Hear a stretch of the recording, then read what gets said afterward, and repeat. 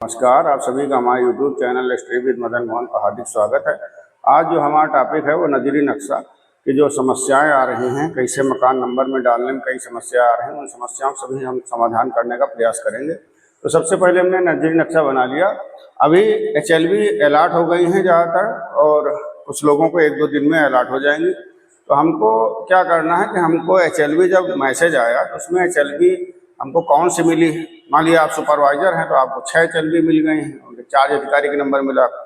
अब हम प्रगणक हैं, हमको HLB अलॉट हो गई। मान लीजिए हमारी HLB 0025 है, तो HLB फिर हम संपर्क करेंगे अपने तहसील से कि कौन हमारा सुपरवाइजर है, चार्ज अधिकारी है। उस मैसेज में लिखा हुआ है चार्ज अधिकारी का मोबाइल नंबर, आप संपर्क कर सकते हैं। अब बात आई कि HLB अलॉट होने के बाद हमको करना क्या। पहला चरण है कि HLB अलॉट होने के बाद हम अपने सुपरवाइजर और चार्ज अधिकारी संपर्क करेंगे, और जैसे ही हमको एक इंसेट मैप प्राप्त हो जाता है और HLB नंबर मिल गया, ID पासवर्ड मिल जाएगा। HLO ऐप पर भी काम बाद में करना है। सबसे पहले हम जो हमको मिलेगा वहाँ पर स्टेशनरी मिलेगी, CST की सूची मिल जाएगी, बुकलेट हमको प्रशिक्षण में ही मिल चुकी है, बुकलेट का हमने विधिवत अध्ययन कर लिया है। जो शंकाएं हैं उनका हम इस वीडियो के माध्यम से समाधान करना चाहते हैं। अब सबसे पहले हम क्या करेंगे, अपने HLB में भ्रमण करेंगे। तो हम जब भ्रमण करने जाएंगे तो गांव के सम्मानित सभी नागरिकों से संपर्क करेंगे, अपने पर्यवेक्षक का सहयोग लेंगे, और ग्राम प्रधान है, क्षेत्र पंचायत सदस्य है, उन्हीं सबसे मिलकर हल्के के लेखपाल ग्राम पंचायत अधिकारी से मिलेंगे। अभी जैसे हमने अपना लेआउट तैयार कर लिया, अब लेआउट नहीं तैयार कर पा रहे हैं तो उसमें ChatGPT का भी आप इस्तेमाल कर सकते हैं। एक वीडियो बना के हमने डाला है शॉर्ट में कि जैसे हमको इंसेट मैप मिल जाएगा, उसकी आप फोटो खींच लीजिए, या ChatGPT में जाएंगे तो उसमें एक ऑप्शन कैमरा आता है, उसमें कैमरे से फोटो खींचिए और उस पर कमांड दे दीजिए। कमांड में लिखिए कि इस इंसेट मैप का आप नजरी नक्शा बना दीजिए, और इसमें कच्चे मकान को वर्गाकार कच्चे मकान को त्रिभुजाकार और पक्के मकान को वर्गाकार आकृति में बनाइए। साथ ही भवनों का जो क्रमांक दीजिए वह उत्तर पश्चिम से शुरू करके दक्षिण पूर्व में समाप्त कर दीजिए। ये नॉर्थ है, नक्शे में हमेशा ऊपर नॉर्थ है और नीचे साउथ है, ठीक है। ये वेस्ट और इधर ईस्ट, तो ये दक्षिण उत्तर पश्चिम का जो हिस्सा है, यहाँ से हमने शुरुआत की। तो हमने कमांड दिया नक्शे ChatGPT को, और आपने दे दिया कि उत्तर पश्चिम शुरू करके दक्षिण पूर्व में समाप्त करना। जैसे देंगे वो नक्शा बना देगा, उसी का फोटो आप खींचेंगे और कमांड देंगे, आपको एग्जैक्ट मैप मिल जाएगा। अब हम भ्रमण करने के बाद हमको नक्शा बनाना, नजरी नक्शा बनाने में सुगमता प्रदान होगी। तो हमको 2 चीज मिल गई, एक ChatGPT का नक्शा मिल जाएगा, एक आपको इंसेट का मैप मिल गया। अब हम अपना मैप बनाएंगे, जो A3 पेपर में बनाना है बढ़िया पेंसिल से, तो हल्के हाथ से डॉटेड पहले बनाएंगे। अगर गलती हो जाएगी तो उसको आसानी से हम बिगाड़ सकते हैं। तो हमको पहली चीज हो गई क्लियर कि जो पक्के मकान है उसको किससे करना है, वर्ग से। कच्चे मकान को हमको त्रिभुज से करना है। कच्चा मकान गैर आवासीय है तो डैश डैश, पक्का मकान गैर आवासीय है तो डैश डैश करना। अगर एक ही जनगणना मकान के अंदर एक ही भवन के अंदर 2 जनगणना मकान है तो उसके ब्रैकेट में हम लिख देंगे। मान लीजिए पहला नंबर दे दिया, तो जब नंबर डालने का हम प्रयास करें, शुरुआत करें, तो हम उत्तर पश्चिम से शुरू करेंगे, और जिस दिशा में हमारा नक्शा जा रहा है उस दिशा में हम एरो के माध्यम से हम दिखा सकते हैं कि यह नंबरिंग किस दिशा में जा रही हो, ये टर्न है। ऐसा नहीं कि एक नंबर यहाँ देंगे 1 2 3 4 5 6, इस तरह नहीं देना। तो हमको एक क्रमबद्धता। अब नंबर कैसे देना है, कब देना है, मार्कर से भवन पर नंबर की संख्या लिखनी है। जैसे मकान संख्या है तो CN आपने 01 लिख दिया। अब CN क्या है, सेंसस नंबर, या AB करके आप दे सकते हैं। अलग अलग भवन पर अलग अलग नंबर होगा। अब बात आई कि जैसे हम किसी नगर क्षेत्र में पहुंच गए, नगर पालिका नगर निगम में ऑलरेडी नंबर अलॉटेड है और सीरियल से है, तो हम वही नंबर उठा लेंगे, केवल हम जनगणना मकान नंबर अपने हिसाब से डालेंगे। और अगर किसी टाउन एरिया में लगे हुए हैं, वहाँ नंबर ऐसे मिसमैच हैं कि यहाँ 1 2 3 है और 4 उस मोहल्ले में है, फिर 5 है, फिर 7 है, तो हम उसको अपने नजरी नक्शे में अपने नज का प्रयोग करते हुए सुगमता से उसको नंबर प्रदान करेंगे। भवन संख्या भी और जनगणना मकान संख्या भी देंगे। अब बात आई कि नंबरिंग किसको देना है, किसको नहीं देना। जैसे किसी भवन पर मान लीजिए भवन नंबर 11 है और इसके बगल एक भवन है जहां पर स्लेब नहीं पड़ी, खंभे खड़े हो गए हैं, तो उसको नंबर देना है कि नहीं है? तो ऐसे भवन को नंबर हमको नहीं देना है। जहां पर प्लाटिंग हो गई है, प्लाट कट गए, नींव भर गई, उसको भी नंबर हमको नहीं देना है। अगर भवन की दीवारें खड़ी हो गई हैं, स्लेब नहीं पड़ी है, तो हमको नंबर नहीं देना। अगर शटरिंग लग रही है, आपको पता है कि इसी प्रक्रिया के दौरान इसमें स्लेब पड़ जाएगी और लोग रहने लगेंगे, तो आप उसको नंबर दे सकते हैं। तो इससे संबंधित कोई भी प्रश्न हो तो आप कमेंट में आप पूछिए, उसका हम तत्काल उत्तर देने का प्रयास करेंगे। जो समुचित उत्तर होगा, अगर हमको नहीं आ रहा तो अपने उच्च अधिकारियों से संपर्क करके हम उसका उत्तर देने का आपको प्रयास करेंगे।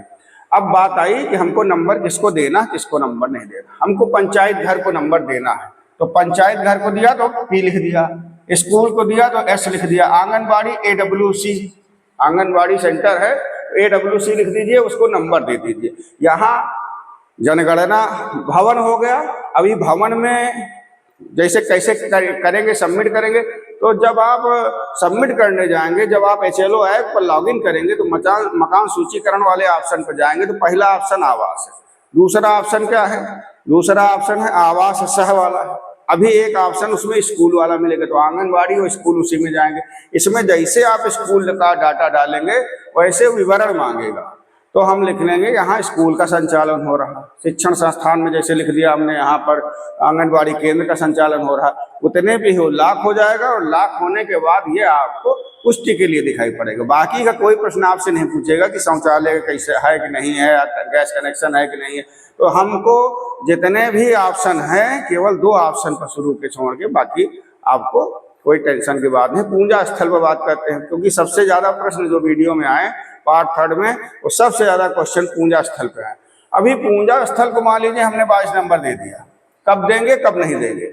एक मंदिर यहाँ बना हुआ है, इसको नंबर नहीं दिया, इसको नंबर दिया। क्यों? क्योंकि 22 नंबर तब देना है मान लीजिए कि भवन की जो छत है उसकी ऊंचाई 2.5 फुट से ज्यादा हो, 3 फुट की ज्यादा हो, और इसको नंबर हमने दे दिया। एक कई देव स्थल ऐसे हैं जहां पर नीम के चबूतरे में, और देवस्थल बन गया बरगद के चारों ओर, पीपल के चारों ओर, वहां पर लोग जल चढ़ाते हैं। कुछ मूर्तियां रखी हुई हैं और कोई भवन नहीं, तो उसको हम चिन्हांकन के रूप में प्रदर्शित करेंगे, लेकिन नंबर नहीं देंगे। नंबर कब देंगे? जब छत की ऊंचाई 2.5 फुट से ज्यादा है, तब हम उसको नंबर दे सकते हैं। फिर एक प्रश्न आया कि जितने प्रश्न हैं उनका हम समुचित उत्तर देने का प्रयास करेंगे। कि अगला प्रश्न था कि मंदिर में पुजारी का परिवार रहता है, मंदिर में पूजा हो रही है और मंदिर में ही जो चहर दीवारी बनी है, बरामदा है, कमरा है, उसमें पुजारी का परिवार रहता है। वह भोजन पका के खाते हुए पर रहते, निवास करते हैं। तो हम क्या करेंगे? तो हम यह भवन संख्या 22 है, यहाँ जनगणना मकान की संख्या 2 हो जाएगी। पहले क्या करेंगे? पहले हम उस भवन 22 नंबर पे गए, भवन को सबमिट किया, उसमें डाटा भर दिया, और हम मंदिर वाले ऑप्शन पर गए। मंदिर वाले ऑप्शन पर जाने के बाद में जैसे उसने कहा क्या है, तो मंदिर है।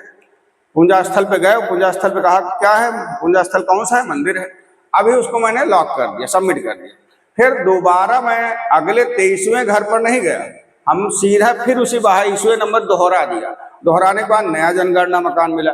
नया जनगणना मकान वो पुजारी का मिला जो मंदिर में निवास कर रहे हैं, उनको मैंने मकान नंबर दिया, वो परिवार नंबर भी अलॉट हो जाएगा। तो यहाँ पर कई कंफ्यूजन आएंगे आपके काम करने में। सबसे पहला, एक भवन संख्या, क्या क्या समस्या फील्ड में आएंगी, इतना आसान नहीं है।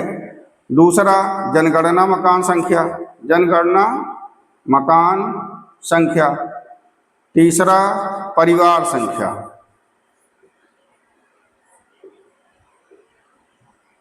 ये तीनों पैरेलल चलेंगे। और एक है लेन नंबर। जब आप काम शुरू करेंगे तो पहले घर पर लेन नंबर तो ऑटोमेटिक नंबर ले रहा, तो कुल मिला के 4 नंबर आपको मिल रहे हैं। इनकी सीरीज अलग अलग हो सकती है। जैसे लेन नंबर 1 आ गया तो भवन नंबर 1 मिल गया हमको। अब भवन नंबर 1 आ गया तो भवन नंबर 1 में हमने जनगणना मकान संख्या 1 लिख ली। दूसरे भवन में गए, वहाँ 4 जनगणना मकान, तो दूसरे भवन में अब 4 हैं और एक पहले 5 जनगणना मकान, तो 2 हो गए, तो नंबर सीरियल चलेंगे। दूसरे भवन में 4 परिवार हैं, पहले भवन में कोई परिवार नहीं है, बंद है, उसको कर देंगे। बंद वाली में भी ऑप्शन है तमाम। मान लीजिए आप पहुंच गए 9 नंबर पे, और 9 नंबर पर ऐसा घर मिल गया जिसमें अभी घर का परिवार 3 दिन पहले गए हैं तीर्थ यात्रा पर, अब 1 हफ्ते बाद आएंगे। क्या करेंगे इस स्थिति में? उसमें हम आवास पर ही जाएंगे, कंफ्यूजन की कोई स्थिति नहीं रहेगी। इस वीडियो के माध्यम से जितने भी आपकी शंका है उनका हम समुचित समाधान करने प्रयास करेंगे। तो 9 नंबर घर है जिसमें ताला लगा हुआ, तो जब आप आवास पे जाएंगे तो नीचे 2 ऑप्शन और आ रहे हैं, तो उसमें एक ऑप्शन है लॉक। तो लॉक का मतलब है घर लॉक है, आवासीय घर है, लेकिन इस समय लॉक है, तो वहां पर उसको हमने क्या कर दिया, लॉक कर दिया। अब लॉक कर दिया तो परिवार जब लौट के आएगा तो उसको एडिट कर सकते। ऐसी कोई समस्या नहीं कि आपको पहला घर किया, दूसरा कर गया, तीसरा घर छोड़ दिया, फिर चौथा 5वां किया, फिर 10वें पहुंच गए, 25वें पहुंच गए। तो हमको एक सीरियल से, जैसे आपने नजरी नक्शा बनाया उसी तरह से हमको ऐप में कार्य करना है। और जो घर बंद है उसको लॉक करेंगे, बाद में घर जैसे फिर संपर्क करते हैं, पड़ोसियों से हम नंबर ले लेंगे, उनसे बातचीत करेंगे, और जैसे ही वो आते हैं उनका घर हम फिर एडिट करके उसको सबमिट कर देंगे। मान लीजिए हम घर नंबर पहुंच गए यहाँ पर 11 नंबर, इस 11 नंबर घर ने स्वगणना कर ली है। तो स्वगणना कर लिए तो हम पहले किसी भी घर में हम पहले पहुंचते हैं तो हम ये पूछते हैं कि आपने स्वगणना कर ली है? हाँ कर ली है। स्वगणना कर ली है तो हम एक 11 अंकों की स्वगणना ID प्राप्त होती है। अगर H आगे लिखा हुआ तो H मिलाएंगे तो 12, तो उनको जो है ID हम प्राप्त कर लेंगे, और ID जैसे हम सबमिट करेंगे उनका पूरा डाटा हमारे ऐप पे आ जाएगा, और उसको हम प्रमाणित करेंगे। फर्श जो उन्होंने लिखा है तो सही है, छत है, दीवार है, शौचालय है, और पेयजल की स्थिति है, स्नान गृह, वो सारी चीज़ें सही भरी हुई हैं, तो उसको हम सबमिट कर देंगे, और सबमिट करने के बाद पुष्टि कर देंगे, वो वेरीफाई करेंगे हमारे सुपरवाइजर साहब। तो इस तरह से अब ये देखिए कुआं बनी हुई, कुआं गोला बना दिया, उसके अंदर बिंदु रख दिया, ये कुएं का निशान, ये नल का निशान। अभी एक क्वेश्चन आ रहा था कि बताइए एक वो लगा मल्टी हैंड वॉश, उसको हम कैसे प्रदर्शित करेंगे? तो जैसे आप नल का कर रहे हैं, जैसे टोटी बनाएंगे तो उसमें 2-3-4 टोटी बना दीजिए, मल्टी हैंड वॉश है। कहीं सार्वजनिक स्थल पर लगा हुआ उसको करते। वाटर कूलर पर कैसे प्रदर्शित करेंगे? तो वाटर कूलर में भी टोटी लगी हुई है, उसका आप प्रदर्शन कर दीजिए। तो अलग अलग क्वेश्चन है। एक और प्रश्न बहुत मजेदार है, उन्होंने पूछा कि एक भवन है हमको मिला है, और उस भवन संख्या मान लीजिए 26 है। इस 26 नंबर भवन में आवास ऊपर है और नीचे 10 दुकानें बनी। तो कहीं उन्होंने पूछा कि अब बताइए सर कि इसमें कितने जनगणना मकान देंगे हम? तो अगर भवन 26 नंबर भवन संख्या है, इसमें 10 जनगणना मकान हैं, तब अगर हमारा भवन है, हमारी ही सारी स्वामित्व है, तो जनगणना मकान वहाँ परिवारों की संख्या नहीं है। अगर वहाँ अलग अलग परिवार या अलग अलग उसमें व्यवसाय हो रहे हैं तो उसके अलग अलग जनगणना मकान संख्या दे सकते हैं। लेकिन अगर हमारा स्वामित्व है तो हम भवन एक, जनगणना मकान एक, क्योंकि परिवार कितना रह रहा है? एक परिवार रह रहा है। तो हमको अपनी नज का प्रयोग करना है, किसी भी कार्य को करने में अपने स्वविवेक का प्रयोग करना है। नजरी नक्शा एक बहुत ही महत्वपूर्ण कड़ी है आपके मकान गणना और जनगणना 2027 में। जनगणना से जन कल्याण तभी होगा, इसका दूरगामी उपयोग होगा, इसको हमको ध्यान में रखना है। जैसे हमने देखा कि जब केदारनाथ की त्रासदी आई तो लोगों को ये नहीं पता चल पाया, स्थानीय प्रशासन की, कितने लोगों की मौत हो गई, कितने घर नष्ट हो गए वहाँ पर। तब सरकारी विभागों ने कहा कि ऐसा करिए कि जनगणना का जो नक्शा है उसमें पूरा क्लियर है। तो जनगणना का नक्शा निकाला गया, नजरी नक्शा उस इलाके का। तो उस इलाके के नक्शे में देखा गया कि कितने भवन बने हैं और किस भवन में कितने जनगणना मकान हैं, और आबादी के आकलन हमने जनगणना के रिकॉर्ड के आधार पर किया। तो हमारा जो ये नजरी नक्शा है ये उपयोगी डॉक्यूमेंट है। इसको जहां समझ में ना आवे तो हम अपने सुपरवाइजर और चार्ज अधिकारी से बार बार संपर्क करेंगे। इसको गलत किसी भी हालत में नहीं बनाना है, क्योंकि इसका दूरगामी उपयोग होगा। नंबर किसको देना है, किसको नहीं देना, वो भी क्लियर हो गया। अगर मान लीजिए जैसे डाकघर है, रेलवे डाकघर है, दुकान है, गुमटी है, कोई ऐसी गुमटी बन रही, मान लीजिए कहीं गुमटी बनी हुई है और उस गुमटी में कोई नहीं रहता है, वो लकड़ी गुमटी ही बंद रहती है, केवल 2 घंटे के लिए खुलती है, उसमें मसाला पान कोई चीज बेच रहे हैं तो वो गुमटी को भी नंबर देना। कोई भी दुकान है, हमको किसी भी भवन, किसी भी जो निर्माण स्थल है उसको चिन्हांकन उसका कर लेना। अगर उसमें छत है, अगर 4 खंभे हैं, ऊपर टीन छाई है, लोग रह रहे हैं, परिवार रह रहा है, तो उसको भी हम जनगणना भगवान की संख्या देंगे। जैसे मंडी में जाएंगे आप तो वहाँ सब्जी बिकती है, वहाँ केवल खंभे हैं और 3 सेट है, तो उसको भी जनगणना मकान की संख्या देंगे। अब बात आई गौशाला की। गौशाला को नंबर देंगे कि नहीं देंगे? यदि गौशाला में 3 सेट छाई हुई है और वहाँ पर जो श्रमिक है काम कर रहे हैं, उनके परिवार वहाँ रह रहे हैं, भोजन पका रहे हैं, तो इसको हम नंबर देंगे।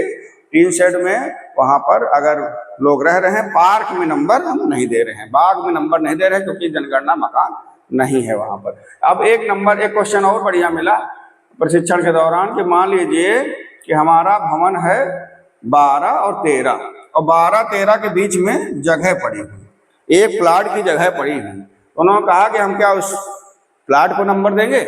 तो प्लाट को हम नंबर नहीं दे रहे हैं, क्योंकि हम मकान सूचीकरण का कार्य कर रहे हैं, हम प्लाट सूचीकरण का कार्य नहीं कर रहे हैं। तो हमको नंबर 12 के बाद 13 दिया। जब अभी हमारा कार्य चल रहा है उस समय अगर बाउंड्री बन गई है और बाउंड्री बनने के साथ साथ छत नहीं पड़ी है, तब भी हम नंबर नहीं देंगे। अगर छत की स्थिति बन रही है तो हम अपने नज का प्रयोग करते हुए नंबर हम दे सकते हैं कि शटरिंग लग रही है या स्लेब 1 हफ्ते में पड़ जाएगी, तो वो स्थिति। मान लीजिए बाउंड्री बनी है तो नंबर नहीं देना।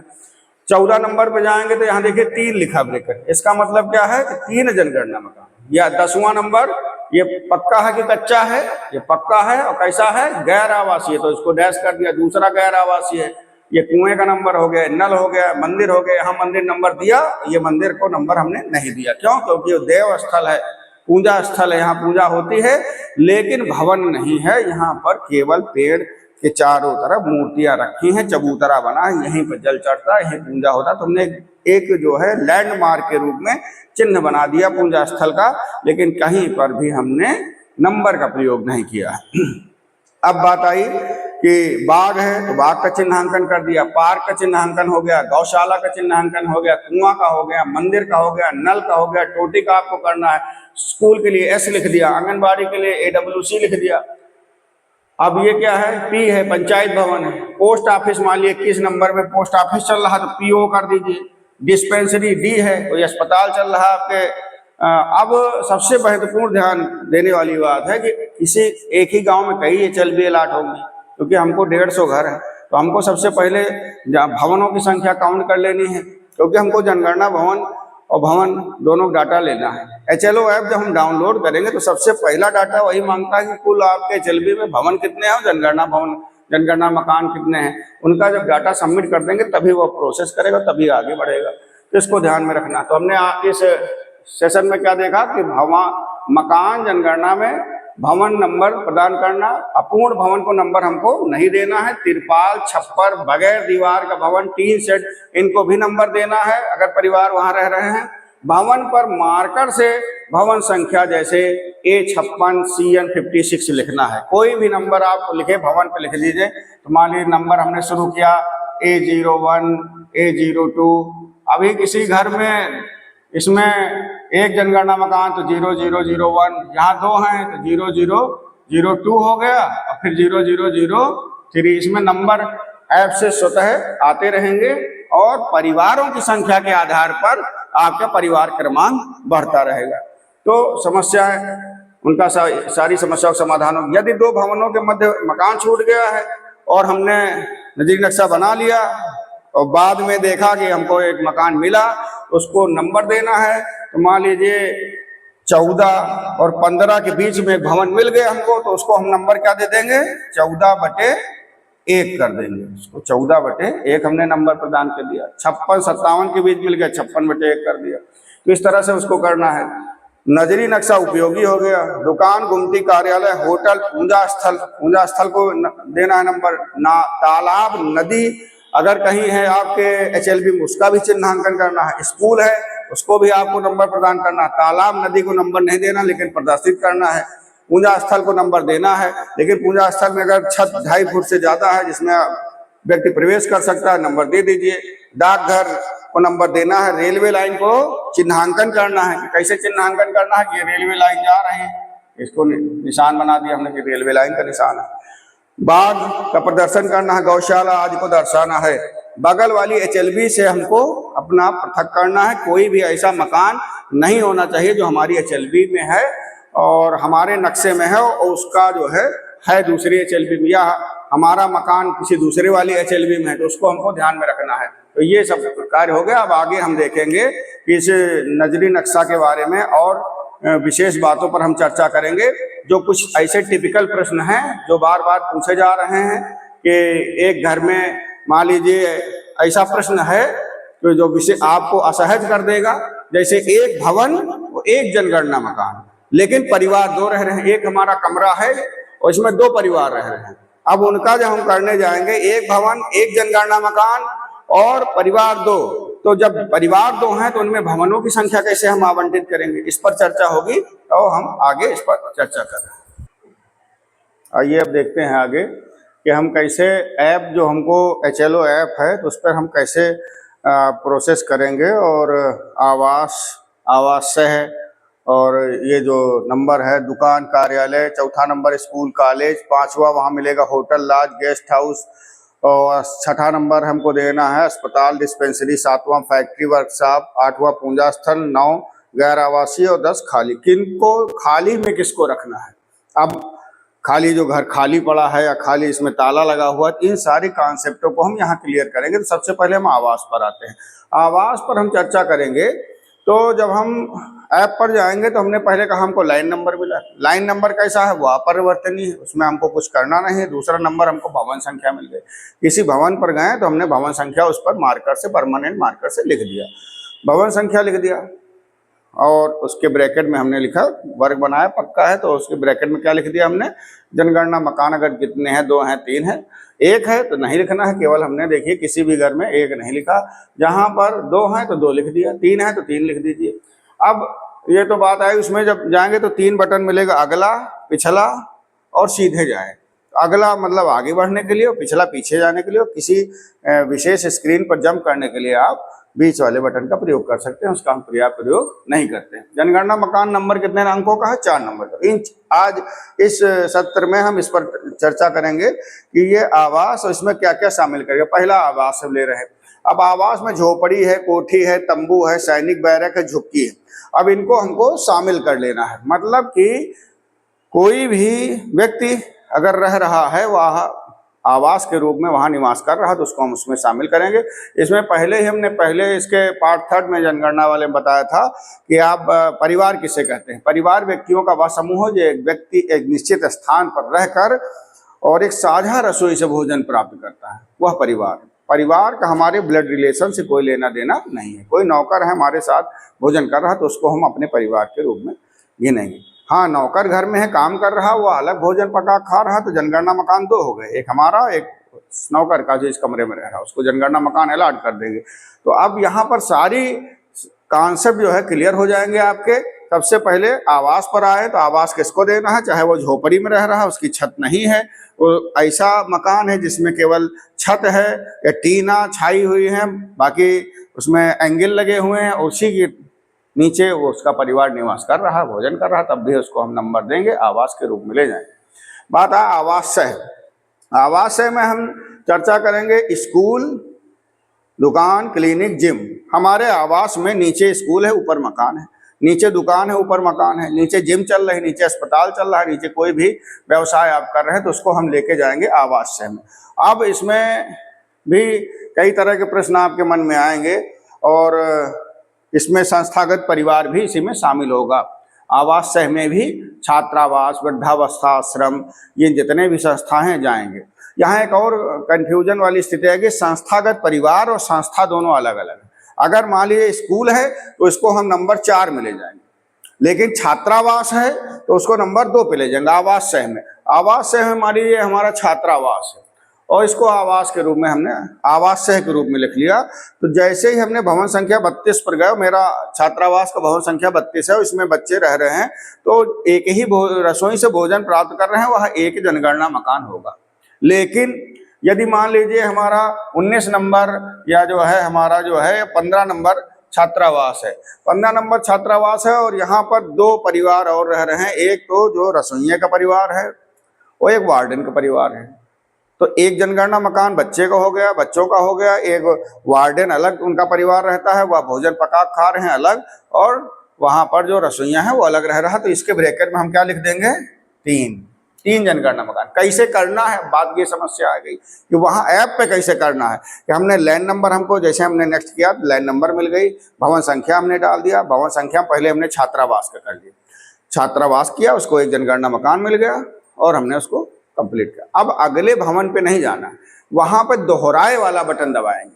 जब आप ऐप पे जाएंगे तो वहीं पर दोहराए, भवन के नीचे दोहराए बटन है, जैसे पहला करेंगे तब नहीं, दूसरा कर रहे हैं दोहराने, उसी में दूसरा जनगणना मकान दोहरा दिया। अब दोहराने के बाद हमने दूसरा कर लिया, दूसरा भर दिया, तीसरा जो वार्डन है उसका मकान भर दिया। यहाँ एक और क्रिटिकल कंडीशन आएगी कि मान लीजिए एक हमारा घर है, ये नंबर है 16 और 16 नंबर घर ऐसा है जिसमें एक कमरा है केवल। कितने कमरे हैं, एक कमरे है 16 नंबर में, 16 नंबर मकान में केवल एक कमरा है और एक कमरे में 2 परिवार रह रहे हैं। परिवार की परिभाषा है अलग अलग भोजन कर रहे हैं, तो हमने कहा था अगर अलग भोजन कर रहे हैं तो अलग जनगणना मकान दे दिए। अब समस्या क्रिटिकल हो गई, भवन 1 कमरा 1 परिवार 2। अब हम क्या करेंगे, इनको कमरा कैसे देंगे, तो हम क्या करेंगे, हम लिखे भवन संख्या 16 और जनगणना मकान संख्या आगे बढ़ जाएगी और उसी एक ही जनगणना मकान में हमको 2 परिवार करने। ये कैसे करेंगे, जैसे हम भवन में दोहराए वाला जाएंगे वैसे ही जनगणना मकान वाले जब ऑप्शन पर जाएंगे तो वहां 2 बटन लिखे रहेंगे, एक तो नया और एक दोहराए। ये बहुत बढ़िया चीज है, समझने वाली। नया करेंगे तो अगले जनगणना मकान पहुंच गए, उसके पास मकान है ही नहीं, उसने दोहराया कर लिया, उसी जनगणना मकान में 2 परिवार हैं।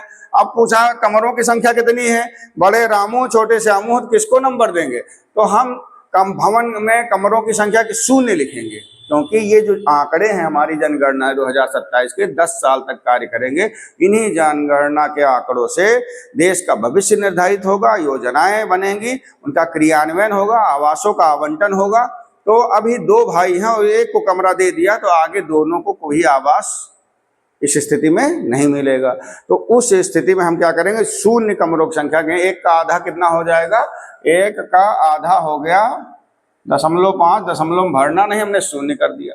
तो बड़े वाले भाई का भी कमरों की संख्या 0, छोटे वाले भाई की कमरों की संख्या 0। एक भवन, एक जनगणना मकान, परिवार 2, चार्ट दिए हुए बुकलेट में, तो उसमें आप ध्यान से देखेंगे एक पेज पर चार्ट बना हुआ जहां पर भवनों की संख्या, भवन संख्या, फिर उसके बाद कमरों की संख्या और परिवार की संख्या, ये 3 अलग अलग चार्ट है। तो 4 नंबर चल रहे हैं हमारे, लैंड नंबर, भवन संख्या, जनगणना मकान संख्या, जनगणना मकान संख्या के बाद में चौथा नंबर क्या है, परिवार की संख्या। ये सब ऑटोमेटिक बढ़ते रहेंगे दोहरा, हमको केवल भवन पे ध्यान रखना है। मान लीजिए हम 25 घर करने के बाद हमने कर दिया विश्राम, भोजन करने लगे, उसके बाद हम पहुंचे भूल गए कौन सा करना है, तो जब 25 पे खोलेंगे वहाँ दोहराए वाला बटन करिए, हम जा रहे हैं 26वें, तो जैसे खोलेंगे 25 से आएगा तो उसको एडिट करके 26 कर लीजिए। इस तरह से आपको कोई कंफ्यूजन नहीं होगा, आपका काम सुगमता से होगा।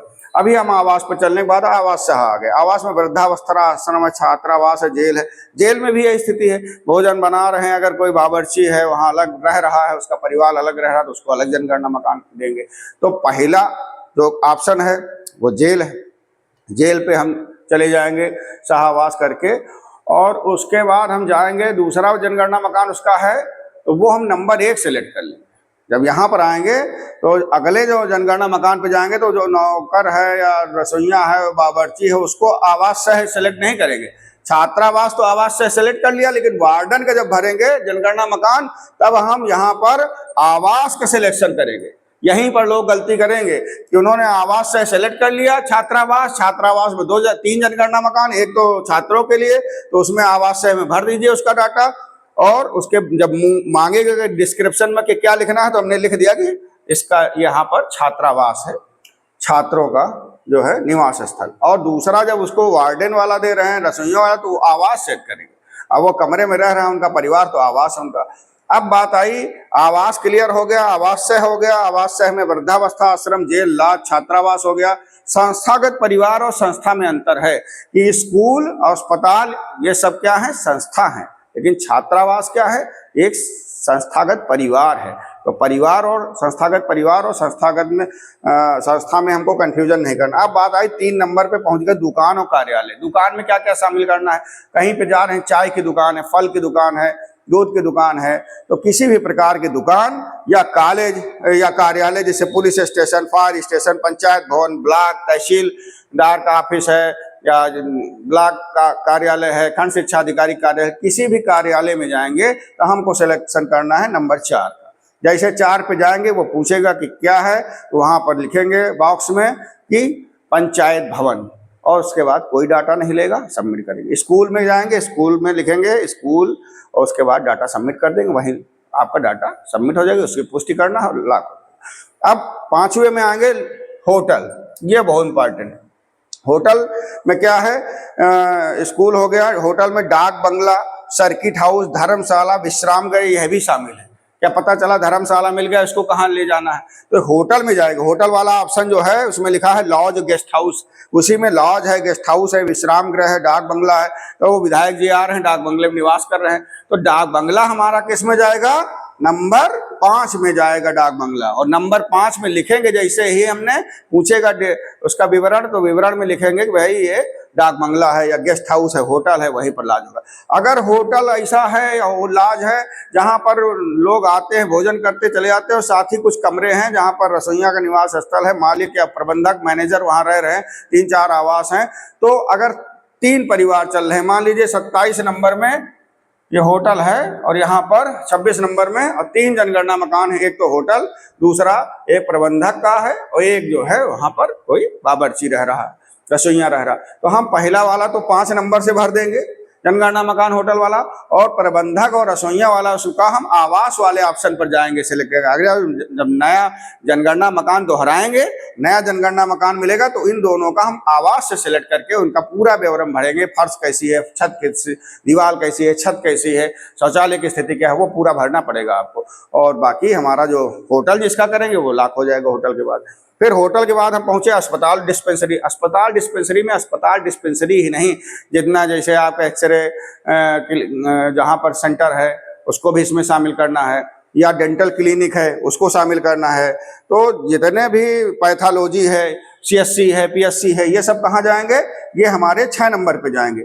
7वां नंबर है फैक्ट्री वर्कशॉप। अब जैसे पिछले हमारे जो जनगणना भाग 3 वाला वीडियो था, उसमें देखा गया, हमने बताया कि जो है अगर किसी घर में एक पशुशाला है, एक वर्क शेड है और हमारा घर है, तो हमने 3 जनगणना मकान दिया था। अभी करना क्या है, पहले वाले का आवास में दे दिया, दूसरा वाला जो पशुशाला है उसको कहाँ लेके जाएंगे, और जो तीसरा वर्क शेड है तो वर्कशॉप वाले में लेके जाओ, 7 नंबर में डालिए। गौशाला कहाँ पे जाएगा, तो आप देखेंगे अस्पताल के बाद 7वां नंबर हो गया आपका फैक्ट्री और वर्कशॉप। फैक्ट्री वर्कशॉप में चक्की, बेकरी, सर्राफा, डेयरी, कारखाना, लोहार वर्कशॉप, जितने भी फैक्ट्री कारखाने हैं छोटे बड़े, सब इनको हम कहाँ शामिल करेंगे, 7 नंबर। तो ये वर्क 7 नंबर से हम उस अपने घर नंबर मान लीजिए 32 है, वो 32 में हमारा आवास हो गया, और हमारे आवास के साथ साथ 2 और जनगणना मकान है, एक में वर्कशॉप है तो 7 से भर दीजिए, उसमें लिख दीजिए वर्कशॉप, सबमिट हो जाएगा। गौशाला है, गौशाला वाला कर दीजिए। अभी गौशाला वाला कहाँ करना, गैर आवासीय में 9 नंबर सेलेक्ट करिए, उसमें लिख दिए पशुशाला। तो यहाँ पर देखेंगे एक एक क्रम से हम चल रहे हैं, ये जो खाली है ये हमारा आ गया पहला आवास, दूसरा आवास सह हो गया, तीसरा दुकान कार्यालय, चौथा स्कूल कॉलेज, होटल लॉज, अस्पताल डिस्पेंसरी, फैक्ट्री वर्कशॉप, पूजा स्थल, और गैर आवासीय और खाली। तो फैक्ट्री वाला क्लियर करिए, इसमें कंफ्यूजन होगा। फैक्ट्री में चक्की चल रही है, जैसे गेहूं पीसा जा रहा है या सरसों का तेल निकाल रहे हैं, तो चक्की, बेकरी, शर्राफ, डेयरी, कारखाना, लोहा। डेयरी मतलब कहीं दूध बेच रहे हैं वो डेयरी नहीं है, डेयरी मतलब जो जहां पर दूध व्यापारिक रूप में बहुत ज़्यादा मात्रा में आ रहा है, और पैकिंग हो रही है, बड़ा संस्थान है कोई डेयरी का, जैसे फैक्ट्री रूप में चल रहा है, जैसे अमूल डेयरी है, पराग की डेयरी है, बड़ी बड़ी डेयरियाँ चल रही है। पूजा स्थल हमारा 8 नंबर। पूजा स्थल में हम शामिल करेंगे प्रार्थना सभा है, मंदिर, मस्जिद, गुरुद्वारा, चर्च। मान लीजिए 22 नंबर हमने मंदिर को दे दिया। अब जैसे 22 नंबर भवन संख्या आया तो हमने जनगणना मकान जैसे 22 नंबर किया, और उसके बाद हम पहुंचेंगे तो 22 पर हमको क्या लिखना है, पूछेगा क्या है, तो हमने पूजा स्थल नंबर क्या सेलेक्ट कर लिया, पहले 8 नंबर पूजा स्थल हमने सेलेक्ट कर लिया, पूजा स्थल सेलेक्ट कर लिया, पूछा क्या है तो हमने कहा मंदिर है, मंदिर कहा, बस उसके बाद लॉक हो जाएगा। उसमें कोई डाटा भरना नहीं, मंदिर, मस्जिद, प्रार्थना सभा, ये सब काम हो जाएगा। अब ये 2 बहुत इंपॉर्टेंट हैं कि गैर आवासीय और खाली। इसमें कंफ्यूजन होगा कि गैर आवासीय में क्या है कि जहां आवास नहीं चल रहा है, ट्यूबवेल खेत में बना हुआ, कोठरी है, ट्यूबवेल लगा हुआ, उसको गैर आवासीय में कर दीजिए, वहां लॉक कर दीजिए, कुछ विवरण नहीं पूछ लिख दीजिए कि ट्यूबवेल है। विद्युत केंद्र है, उपकेंद्र है, क्लब है, गैराज है, पेट्रोल पंप है, पुस्तकालय और गौशाला, ये सब हम गैर आवासीय में जाएंगे। सबसे लास्ट नंबर हमारा खाली। खाली में उस भवन को करना है जो खाली पड़ा है। मान लीजिए कोई ऐसा भवन है जो बना दिया मास्टर साहब ने, अब किराए पे नहीं उठा, पिछले 2 साल से खाली पड़ा है, तो उसको हम 0 नंबर पे 10 नंबर पे ले जाएंगे। यहाँ 10 क्या, यहाँ 0 लिखा है, और उस खाली वाला बटन हम दबाकर उसको हम सबमिट कर देंगे। और जैसे पूछेगा क्या है तो हमने कहा कि मकान है, किराए के लिए खाली। खंडहर पड़ा हुआ है, जर्जर है, तो उसमें लिख दीजिए जर्जर है। जर्जर हो गया, नीलामी हो गई, उसका ध्वस्तीकरण की प्रक्रिया चल रही, तो लिख देंगे ध्वस्त होने वाला है। फिर किराए की आवश्यकता है, तो ये जो निर्माणाधीन कोई बिल्डिंग न्यू बनी हुई है, अब आपने उसको नंबर दे दिया, भाई अपने नज का प्रयोग किया, किसी से विवाद हमको करना नहीं, स्लेब पड़ी नहीं, मकान नंबर आपने दे दिया, तो हम नंबर दे दिया, स्लेब नहीं पड़ी है, तो हम क्या करेंगे, तो उसको लेके जाएंगे हम कहाँ पर, हम ले जाएंगे खाली वाले पर। हमने नंबर दे दिया, स्लेब नहीं पड़ी, कह रहे कि हम डाल देंगे स्लेब, भैया 10 दिन में पड़ जाएगी, पड़ी नहीं स्लेब, तो हम खाली 0 दबा के खाली और लिख दिया निर्माणाधीन भवन, और उसको सबमिट कर देंगे। तो हमको किसी भी स्थिति में बहस नहीं करनी है और अपने नज का प्रयोग करना, अपने स्वविवेक का प्रयोग करना। स्वविवेक के स्वामी हमारे गणेश जी हैं, उनकी आराधना करिए।